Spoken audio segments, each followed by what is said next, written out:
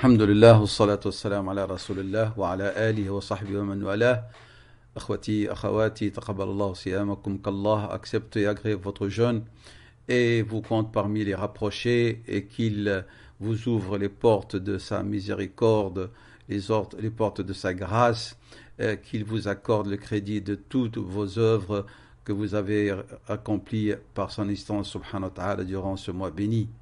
Mes chers frères et sœurs, le Ramadan diffère et excelle par rapport aux autres mois de l'année, c'est que c'est le mois durant lequel Dieu a envoyé son prophète sallallahu alayhi wa sallam, cette miséricorde parfaite, cet homme parfait sallallahu alayhi wa sallam à l'humanité. C'est le mois durant lequel notre bien-aimé sallallahu alayhi wa sallam a reçu la révélation, le Coran, la parole de Dieu, la noble parole d'Allah subhanahu wa ta'ala.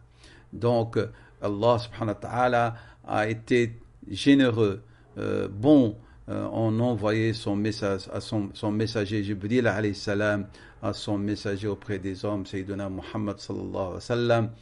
Et cet acte de générosité du Seigneur, envoyé durant ce mois, a fait que notre prophète sallallahu alayhi wa sallam, il a saisi cette nuance et il était le généreux par essence, mais là, il excellait dans sa générosité, dans sa bonté durant ce mois, le mois du Ramadan, le mois de la générosité et de la solidarité.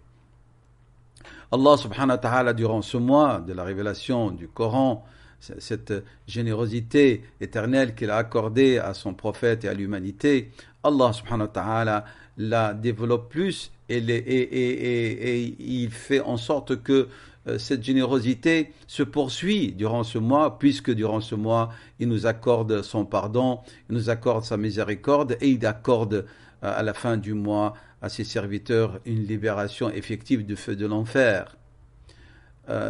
Notre prophète sallallahu alayhi wa sallam, d'après ce qu'a apporté Anas radiallahu anhu, était un homme parmi les plus bons et le meilleur des hommes, mais il était encore le meilleur des meilleurs durant le mois du Ramadan par reconnaissance et remerciement envers Allah subhanahu wa ta'ala.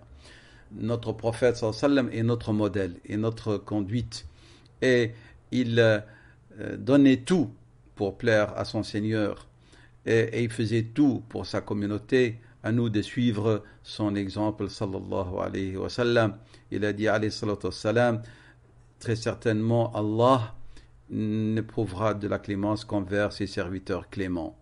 Le Ramadan est un mois de jeûne, de prière, de pureté et de générosité. Durant ce mois, mes frères et sœurs, les croyants doivent se soustraire à l'impact, à l'influence de la matière, et qu'ils doivent